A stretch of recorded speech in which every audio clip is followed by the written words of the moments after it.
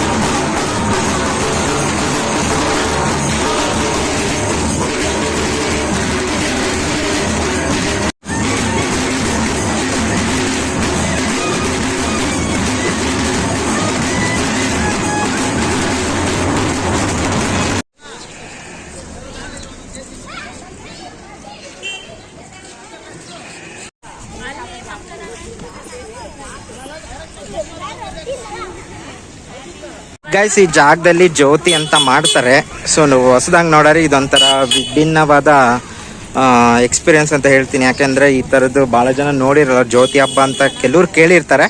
So ನಾನು ಬ್ಲಾಗಲ್ಲಿ ಇವತ್ತು complete details ಆಗಿ ತೋರಿಸ್ತೀನಿ ಜ್ಯೋತಿ ಹಬ್ಬ ಯಾವ ಥರ ಇರುತ್ತೆ. ಸೊ ಅದು ಜ್ಯೋತಿನ ಹೊತ್ಕೊಂಡು ನೃತ್ಯ ಮಾಡ್ತಾರೆ, ಅದನ್ನು ಕೂಡ ತೋರಿಸ್ತೀನಿ.